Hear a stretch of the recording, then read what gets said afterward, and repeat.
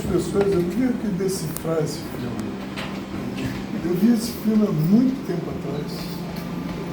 É uma impressão que fica na gente, né, o filme. Só o que era o filme? A gente fica com essa indagação todo o tempo. O hábito de decifrar o filme por padrões vindos da literatura cria na gente uma interrogação permanente diante do filme. O filme é sobretudo imagem, e é tempo. É um tempo que vai escoando, né? E isso nos obriga a ver o filme. É bonito isso no filme, é um ritual. Claro que você a um determinado momento, você busca dentro de ser esse espectador, você tem que projetar mais a voz. É, mais alto, dá para ouvir. Não dá, não? Tem um ar. Quer que desliga? Cezinha, desliga um pouquinho o ar, só pra gente fazer um teste para ver se é suportável sem ar. Ó, bem melhor. Que perigo.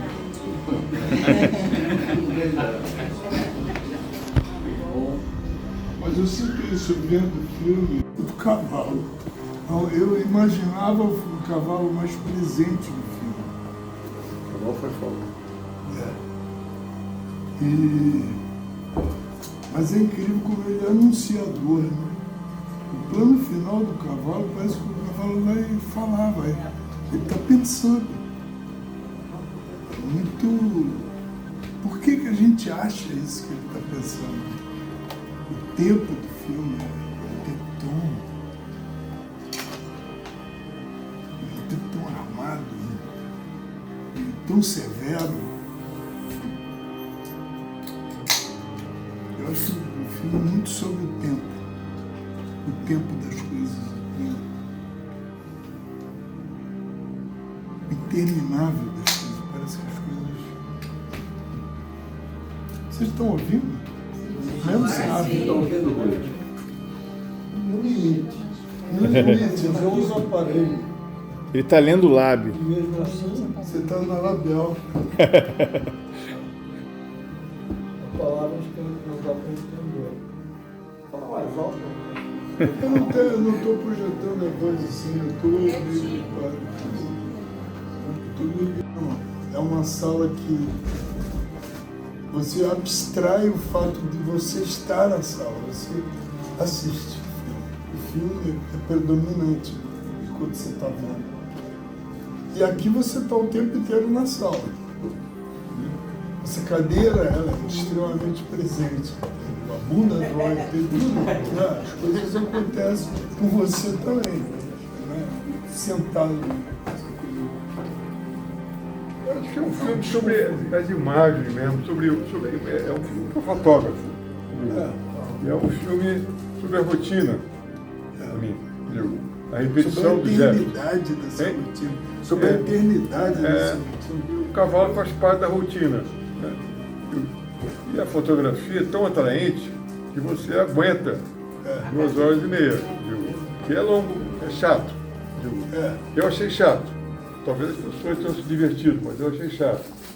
Mas achei tão atraente a fotografia, os ângulos da fotografia, aquele trago impermanente. Na verdade, eu achei que era um trago, mas na realidade é feito com um steadicam, um crédito final, e húngaro, steadicam. É húngaro também, é steadicam também. Achei que tinha sido feito com trago, mas o filme é muito atraente assim, nesse aspecto. Assim. Não, visualmente é muito interessante. Ele te prende muito através dessa riqueza visual dele.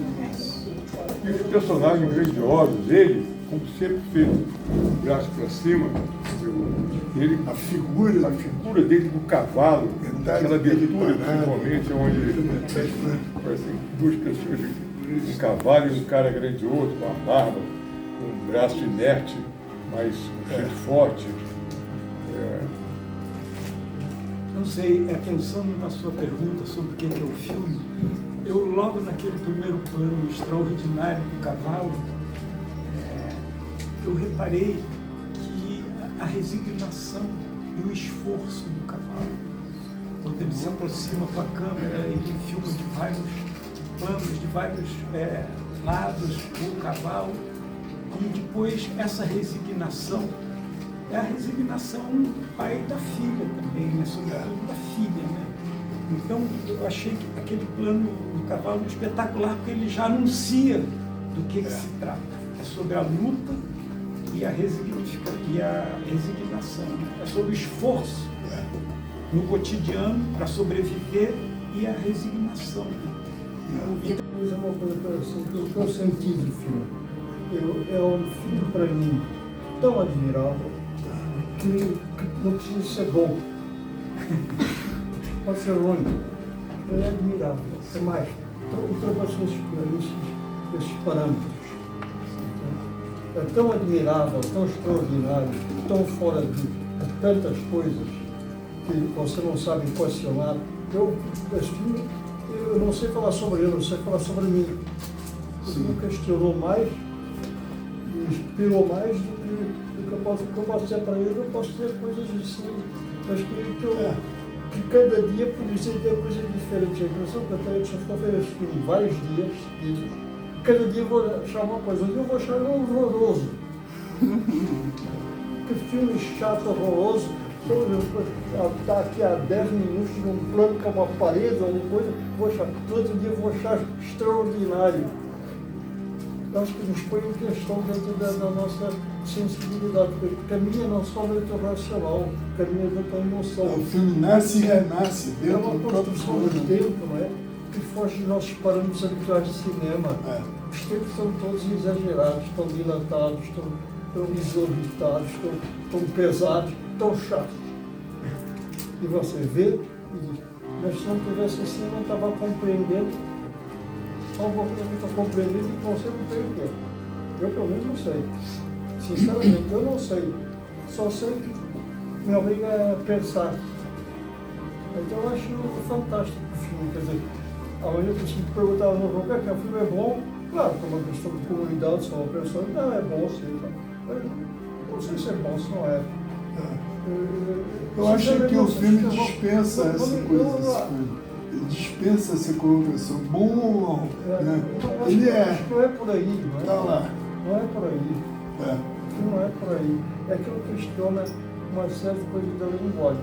Eu tenho uma coisa que me sempre me toca, talvez muito pessoalmente, que é sempre procuro também todos os filmes. Como eu também tenho tendência a fazer planos alongados, até no último filme com os técnicos, o plano final do Aquário. O filme aproveita para fazer publicidade. Ele vai sair no dia 5 de... dia 5 de fevereiro, novo filme do Rui Guerra, nos cinemas. Não é nesse filme, é no anterior, né? Então não é nesse filme, desculpa a publicidade. É no filme anterior do Hospedaço, tem o filme termina com um aquário. E o aquário tem uma função. Eu filmei aquele aquário, sei lá, uns 3 minutos do aquário, sozinho.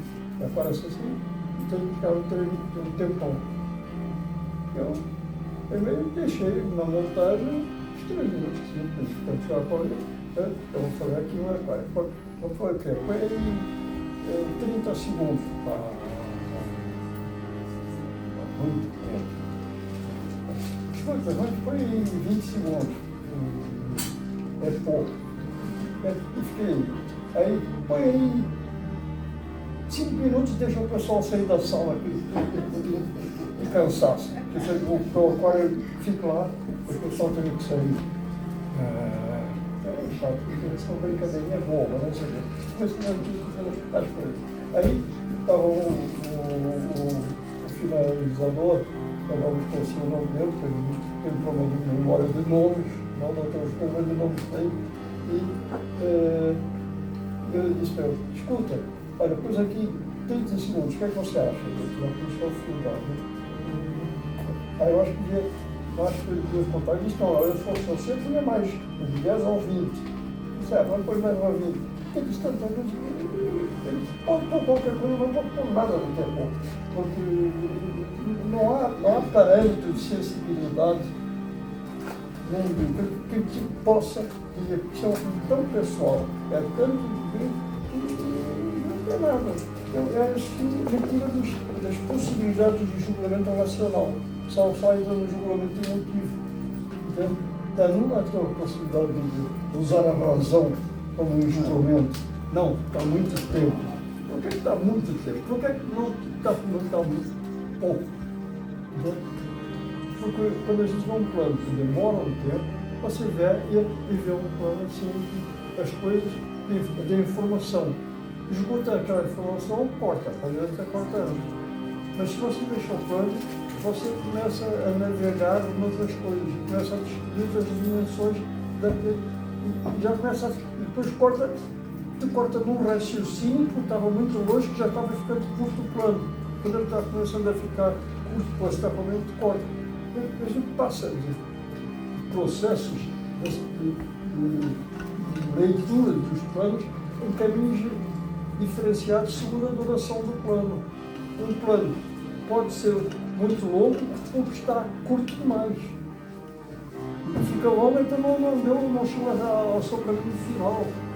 Da sensibilidade, da racionalidade sim, mas da sensibilidade não.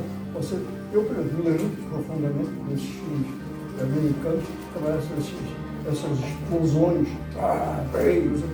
Mas quando vem uma explosão em que o mocinho sai com a moça, acabou de explodir, já tudo está em volta, e tem aquela veio os dois na frente. Começa a ver as mulheres, começa a gostar das mulheres, corta. Deixa eu não vi o fogo dessa merda desse filme. Nem o fogo deixou ver. É tão bonito. Todo mundo é piromaníaco, né? Não há ninguém que não tenha uma certa vocação piromaníaca. Então, quando eu ia na frente, suave, não sei o quê, ela linda, deslumbrando com os oventos, os cabelos, não sei o quê. O cara deixa 5 segundos, cara,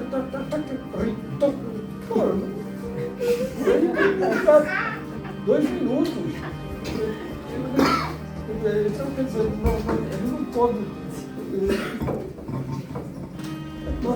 Eu, às vezes, gosto de ver um filme outra vez, porque eu não sei se naquele dia estava bom para ver aquele filme. Mas eu tenho que pensar muitas vezes somos nós, não estamos preparados naquele tempo, assim como tentou para hoje. Eu vi uma dor aqui no pescoço, que é horrível. Isso afeta tudo. Então eu não queria falar do filme, porque eu não me sinto capaz.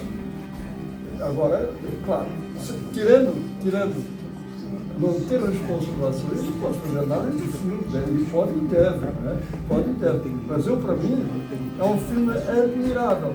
Agora, se gosto do filme, não sei. Isso é outra questão. É um filme, eu gosto de um filme deslumbrante, que posso não gostar. Não, eu vou ter muita dificuldade de falar do filme aqui, porque quando eu era uma sessão da ABC, na escola, eu achei que ele ia conversar com alunos, e alunos não metiam vontade. Né? Aí dou de cara aqui com esse time aqui, ó. Puxado, né? Esses ícones todos da paródia, né, da cultura cinematográfica brasileira, eu não sei muito o que dizer, porque talvez, que foi dito aqui, duas coisas me tocam assim. Um é a música, que Halley, né? Rick Halley, que fez a maioria das músicas dos filmes dele. E o Rui dizer que ele, para falar desse filme, tem que falar dele. Eu, para falar desse filme, eu só posso falar dele falando de mim. Porque eu conheci pessoalmente, eu entrevistei pessoalmente, estivemos algumas vezes juntos, e eu vou dizer como é que eu tenho um certo receio realmente do que eu vou dizer, mas vou dizer. Depois de 50 anos, depois dos 50, todo salto é mortal.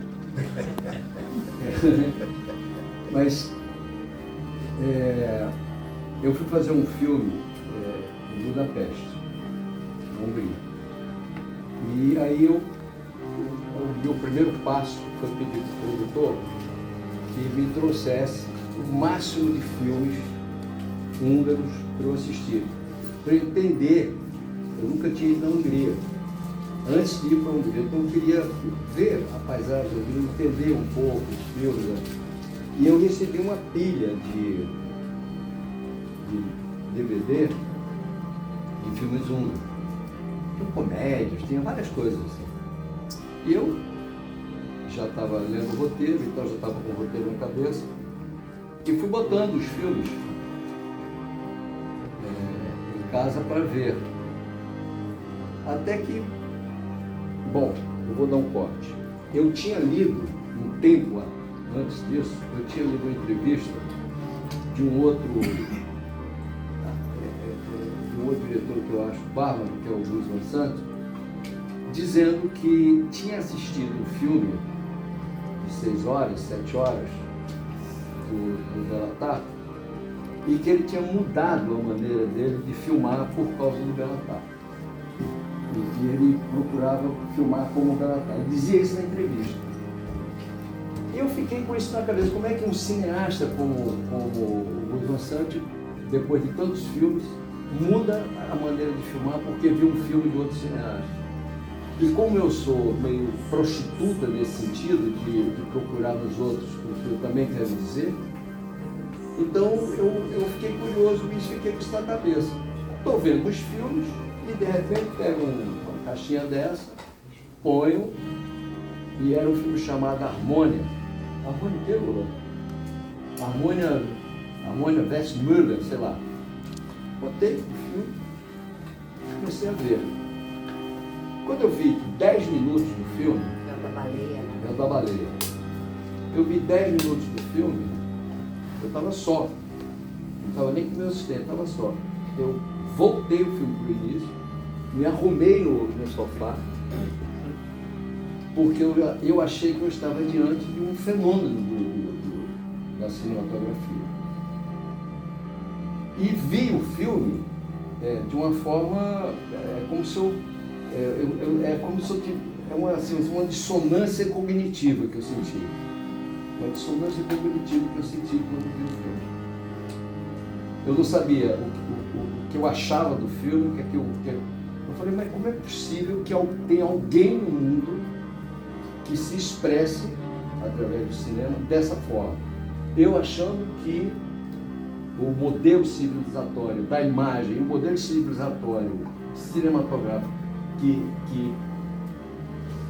permeia e que modela o cinema no mundo, com raras exceções, o Irã, o Iraque, como é que surge no meio disso um cara que me estimula ao ponto de me deixar incomodado com aquela maneira de filmar? E não estou falando de imagem nem de fotografia, estou falando do filme. Como eu tenho uma tendência, aliás, não tenho uma tendência, eu sou assim, as pessoas, né, normalmente, se emocionam por causa da história. Alguns se emocionam com a interpretação, mas normalmente é a história, né, que as pessoas honram e tal, sofrem, não sofrem, se apaixonam. Eu me emociono pela linguagem. Eu tenho esse grave defeito. Tem um amigo aqui diante de mim que me conhece mais nesse sentido, que é o Bebeto, e sabe que o que me emociona é a linguagem. Para mim, o cinema não é outra coisa. Até porque eu vejo o cinema como artes plásticas também. Bom, fui para Budapeste, ver a cidade, eu ia filmar, com Galata na cabeça. Paralelo a isso, eu estava fazendo um filme chamado Um Filme de Cinema, que é um filme sobre a linguagem do cinema. Porque eu fui perguntar para os meus colegas, o Rui está aqui, foi um deles, que eu fui perguntar por que é que ele filma, por que é que o plano começa ali e termina por lá, por que é que corta o plano. Fui em busca de entender né, a coisa que eu mesmo fazia e não sabia como e por que estava fazendo. O Rui é um dos meus atores no filme. E fiquei com ele na cabeça e falei assim, eu vou conversar com esse cara, por que ele filma desse jeito? Nessa primeira viagem que eu fiz à Hungria, veio um cara me entrevistar, tem um cara, tinha uma revista lá, uma revista impressa, não uma revista eletrônica, revista impressa, tipo essa. E o cara veio me entrevistar. Quando acabou a entrevista, eu perguntei para ele se ele conhecia o Belatar. Ele falou, conheço. Eu falei assim, como é que eu faço para conversar com ele? Ele começou a rir. Eu falei, mas por que você está rindo? Ele falou assim, você não vai conseguir. Ele não fala com ninguém, ele é esquisito, ele é isso, ele é aquilo outro, enfim, um cara esquisito. Bom, aí eu voltei, né? Fui lá a cidade que eu tinha que ver e tal. Depois, voltando para filmar já, eu comecei a perguntar às pessoas de lá como é que eu conheci. E era sempre uma coisa, ele é muito difícil, ele se isola, ele só pensa no cinema dele e tal, blá. Mas tinha um ator no filme que era, que tinha sido ator dele, conhecia ele, era amigo dele. E aí o Sandro, e aí eu pedi para ele se era possível ele me apresentar ao Belatar. E ele falou, vamos conseguir, vou falar com ele, meu amigo e tal. E tinha a enteada desse ator que trabalhava no filme. E tinha trabalhado com ele também, uma jovem. E os dois conseguiram que o Belatar vai falar que eu queria falar com ele. E marcamos. Eu fiquei preocupado porque foi difícil chegar nesse ponto. E aí ele desmarcou. Desmarcou a primeira vez, desmarcou a segunda vez, estava gripado, desmarcou a terceira vez, e o meu tempo se esgotando, e a gente indo para o final da minha estadia lá em Budapeste. Coincidentemente, no último dia de filmagem, quer dizer, a gente filmou hoje, amanhã a gente tinha exposição e no outro dia nós vimos embora para o Brasil. O assento dele liga, marcando comigo um encontro com ele. Aí fui eu e o Lula, está aqui presente, que não vai me deixar mentir. E aí chegamos lá, na produtora dele, e ele foi super gentil, super atencioso, super. Não tinha aquela coisa que fabricaram antes de eu conhecê-lo. Durante o período que a gente estava lá, estava sendo lançado o Homem de Londres, que era o filme que tinha sido lançado. E nós fomos ao cinema, e na antessala do cinema, que era um cinema grande, assim, bonito, uma mesquita, né, um negócio bacana, tinha uns monitores, assim, passando o trailer. E a gente não entrou, porque chegamos antes da sessão acabar, e ela para não entrar no meio do filme, ele ficou esperando. E eu fiquei observando o trailer passar. E o trailer era um plano só, longo e um plano só. E eu fiquei olhando e como ficava repetindo, eu percebi que era um plano só. Eu fiquei intrigado com aquele plano. Quando o filme começou, eu fiquei procurando o momento daquele plano. Eu identifiquei a locação, tinha um farol até, eu identifiquei a locação da sequência, mas não identifiquei o plano. E aí quando nós estávamos lá, eu perguntei, mas Belatar, eu estava vendo o trailer do filme, e quando eu vi o filme, não tinha um plano do trailer, que é um plano só. Ele falou assim, claro, o plano não era do filme, era do trailer. Então o jeito de pensar as coisas confirmava na prática que ele realmente filma de uma maneira que me encantaria saber filmar daquele jeito, ou pelo menos, porque eu também passei a imitar igual o Wes Anderson. O Wes Anderson depois fez um filme absolutamente igual a maneira dele filmar, que é o Gary. O Gary é absolutamente igual. É outra história, colorido, o filme colorido não tem nada a ver. Mas a câmera faz exatamente o que ela está fazendo. Quando eu fui entrevistar o Gus Van Sant, eu guardei essa pergunta para o final da entrevista. E na terceira pergunta que eu fiz para o Gus Van Sant, ele virou e falou assim, não, porque eu mudei minha maneira de filmar. Porque eu fiquei com medo de perguntar para ele, ele disse, não, isso é uma coisa agressiva, o cara mudar por causa do outro, né? Não, na terceira pergunta que eu fiz, ele já confirmou, sem eu perguntar nada. Ele falou, não, porque quando eu mudei minha maneira de filmar, o filme, eu não conhecia, e ele viu logo de cara, ele viu o Santo Antão. Então, eu estou dizendo tudo isso, bom, aí depois voltei, nós entrevistamos, cheguei de uma forma neurótica 2 dias antes na Hungria, para não perder o avião, para não perder a data que ele marcou, porque eu voltei só quase 2 anos, depois, 1 ano e meio depois para entrevistá-lo. E quando eu falei com ele para voltar, ele, ok, marcou uma data, e eu fui. E, assim, só para fechar esse papo longo, ele marcou, quando de manhã a gente estava tomando café da manhã, o assistente dele ligou e falou assim, olha, ele queria que a entrevista fosse na produtora. Ele já tinha cantado essa bola, que era possível que fosse na produtora. Mas confirmou de manhã que era na produtora. Aí nós fomos para a produtora. Uma produtora tipo como tinha lá em São Paulo, que é a Quanta, que eram várias produtoras, uma locação bonita, assim, vários prédios bonitos. E aí quando chegou lá, o assistente falou assim, ele falou que quer dar entrevista na sala de montagem. Eu falei, ótimo. E a sala de montagem só confirmou o que ele já dizia nas entrevistas. Era uma Steinbeck de 8 pratos, com, para quem não conhece aqui, aquela caixa de madeira, aquela caixa de madeira com aquelas 2 hastes, assim, uma trave cheia de preguinhos que a gente pendurava os planos. Ali estava como é que chama essa? A linha, a linha narrativa da história. Quer dizer, é emocionante você entrar numa sala e ver as latas, e o filme era o Cavalo de Turim. Estava lá escrito nas latas, como está escrito aqui no filme, em húngaro, o Cavalo de Turim.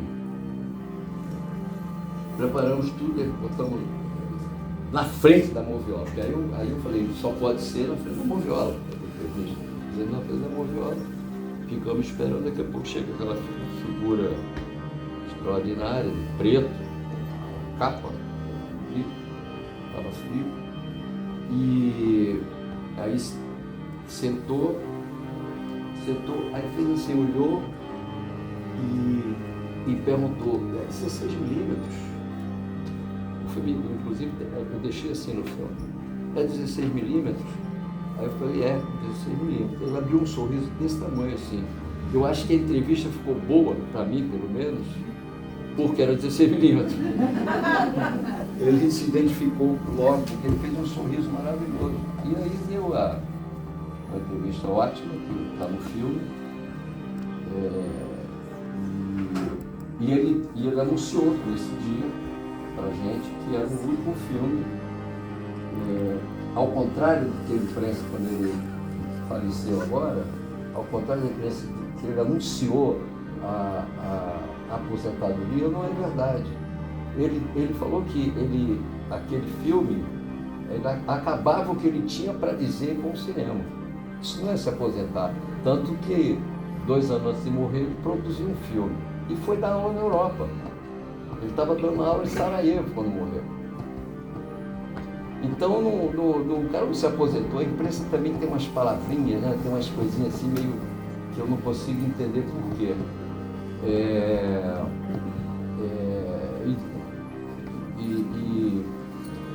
Enfim, o que eu acho do cinema dele, quer dizer, eu não sei nem dizer, né? Eu acho, para mim, assim, a batata no fogo, por exemplo, a batata tem um tempo do cozimento. Os planos não são longos, gente. O que não tem é o modelo civilizatório em cima de você, dizer como é que você filma. Não é a câmera na mão e a ideia na cabeça. Porque agora a gente tem uma câmera na mão e um contrato no papel. É assim que se filma hoje. O Belatar não tinha compromisso nenhum com absolutamente ninguém. O compromisso da filmagem era com ele mesmo. Então não é a batata que está no fogo, ela tem o tempo do cozimento, o mesmo tempo que o afresco da Renascença tinha o tempo de secagem. É preciso ver dessa forma também, sabe? Porque ele explica no meu filme, ele explica a coisa do corte, ação, corte, ação, entendeu?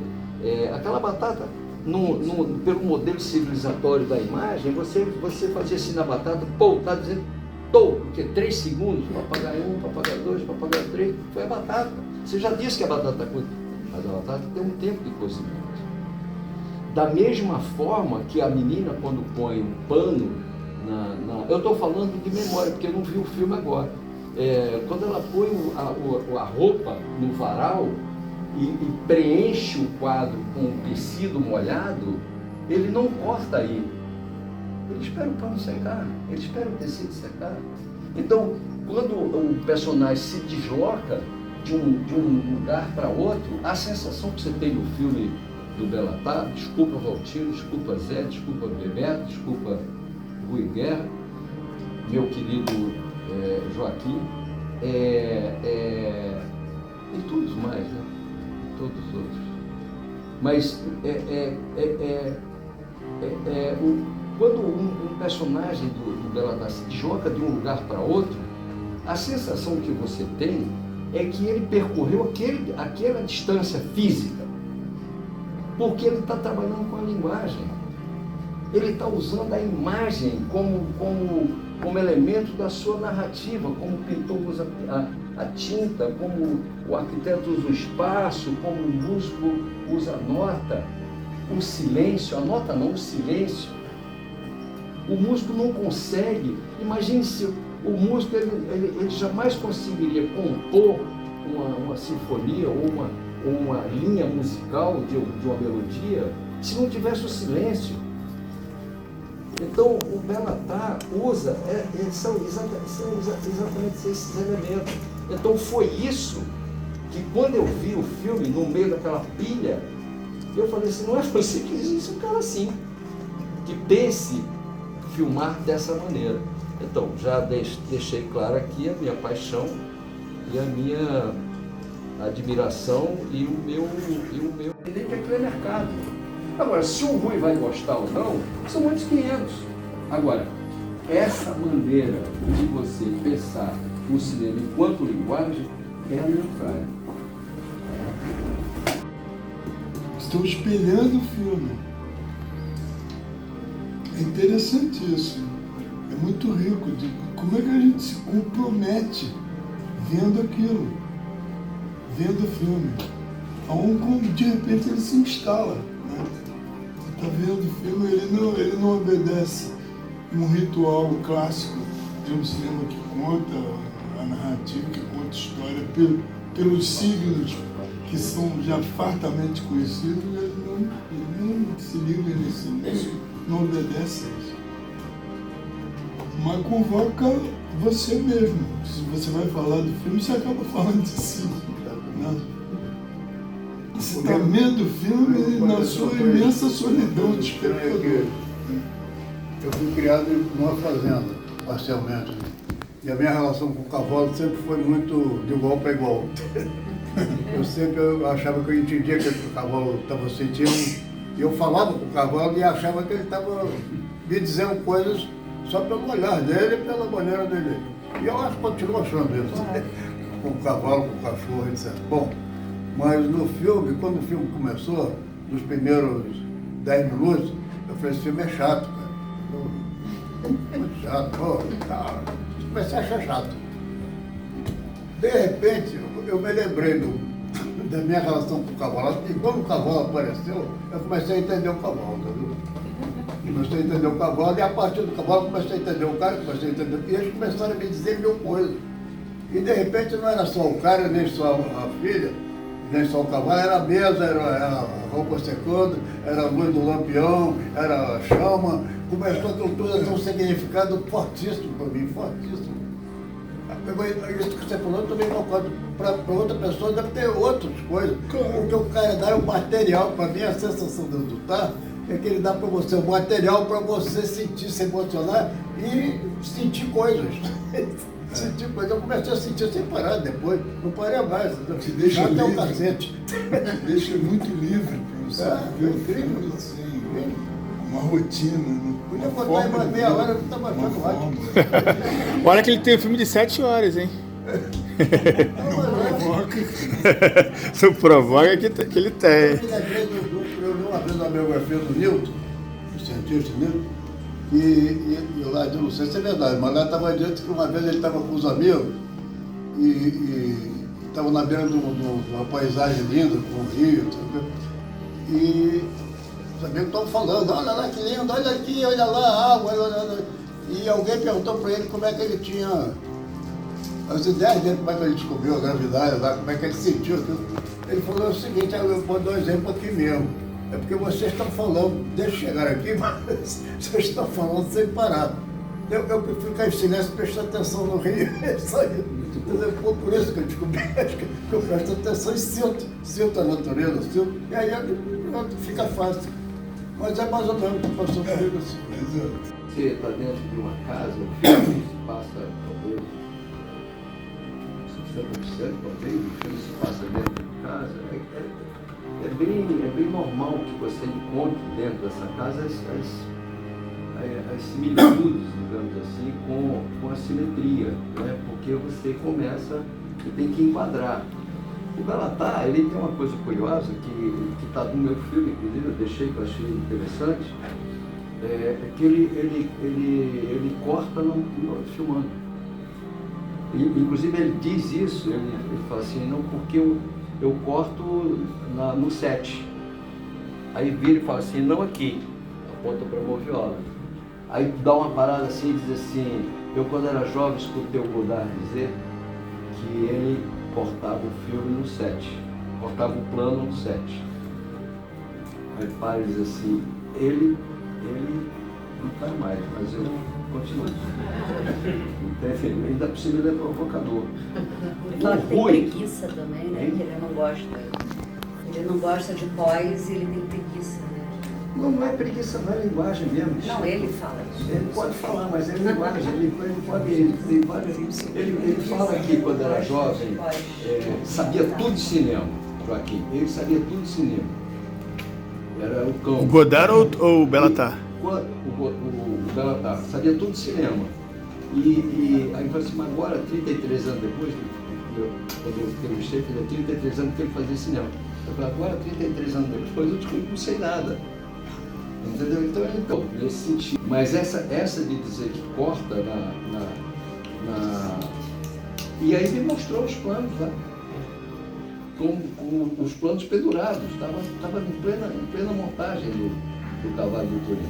As latas todas lá e tal. E como diziam que ele não usava nada de edição não linear, eu achava que sempre acho que é um sofisma quando diz isso. Mas não, na prática eu vi que as latas estavam lá, as caixas estavam lá, os planos pendurados e tudo mais. Quando eu termino o filme, eu estou pronto para fazê-lo. Mas não tem mais jeito, já fiz. Entendeu? E quando me perguntam qual o melhor filme que você fez na vida, o próximo. Porque o próximo que é o desafio. Né? Então, quando eu acabo o filme, quando eu acabo o filme, seja fotógrafo, seja dirigindo, o filme fica perfeito na minha frente. Porra, agora é que era a hora de fazer. O filme é crespo. Eu diria que o lado que o finaliza é uma lixa.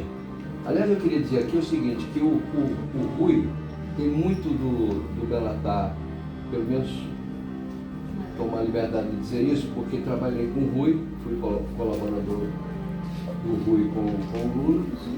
E eu me lembro que uma noite eu tinha sempre o tempo que eu ilumino rápido. Eu gosto de dizer isso, que é porque, se quiser me chamar, eu ilumino rápido. Eu ilumino rápido. E eu fiquei 2 horas, literalmente, iluminando uma cena do filme do Rui. E aí, quando terminou de iluminar, uma coisa que a gente conversava muito, que eram 2 coisas que a gente falava muito durante o filme, era sobre o tempo e sobre a beleza. E aí eu falei, Rui, é o seguinte, tá pronta a luz, vamos rodar. Agora é o seguinte, tá bonito pra cacete essa luz. E eu não gosto de fotogenia, eu gosto da narrativa, eu não gosto da beleza nesse sentido. E eu falei, mas tá bonito, Rui, demais, tá uma coisa... Aí o Rui virou e falou assim, eu não sei de onde vem essa luz. Aí o Rui virou e falou assim, a luz também vem do desejo.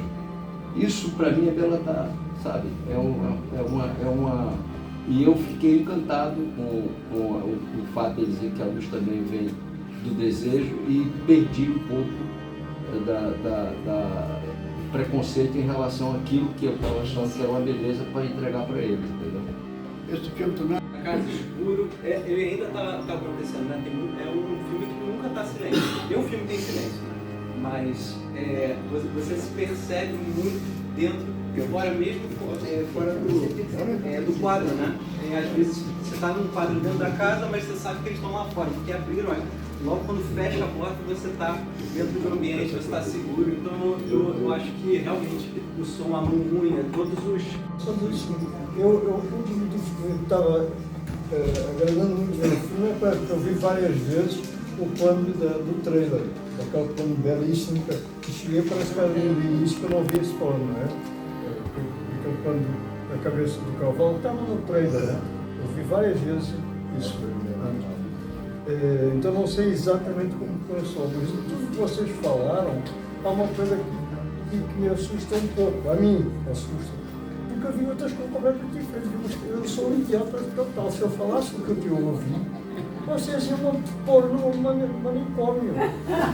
Eu vi entrar suicídio, vi entrar bomba atômica, eu vi entrar uma porrada de coisas nesse filme, dentro desse texto. O que é que são aquelas balinhas que eu chamo de bala? Aquilo é bala de comer ou é bala de matar? Eu não sei, porque eu sou surdo. Mas ali nesse filme não tem desculpa, porque não tem fala. Quando eu chego ao visitante que fala aquela coisa, eu deixo 2 Moedas. Não é bala, moeda. É boa cachaça. Não, bala de matar, bala de revólver. Ah, você viu como bala. Bala, eles tratavam de bala para querer suicidar. Então, quando faltou, olhei para a cabeça das pessoas, é maluca. Quando faltou a luz, eu disse logo, claro que vai faltar a luz. Se vai estar faltando oxigênio, já deve ter de algumas luzes ao ar, já está tirando de oxigênio, eu já estou no escuro e só se vai usar balas. Afinal, estou ali. É como o filme não dirige muito, cada um vê o filme que quer. Para mim, aquele cavalo não comeu aquela inapetência dele. Não foi no programa, nada. Ainda mais na cabeça do cavalo, deve inventar. Eu acho que o cavalo não queria, eles foram filmar o cavalo não queria comer aquele feno. Mas é verdade. Aí, vamos embarcar nessa, ele não quer comer. Mas é verdade que no filme estava com uma cara reflexiva poderosa. O cavalo estava pensando, Sofrendo, morrendo. Morrendo. Estava dentro do final.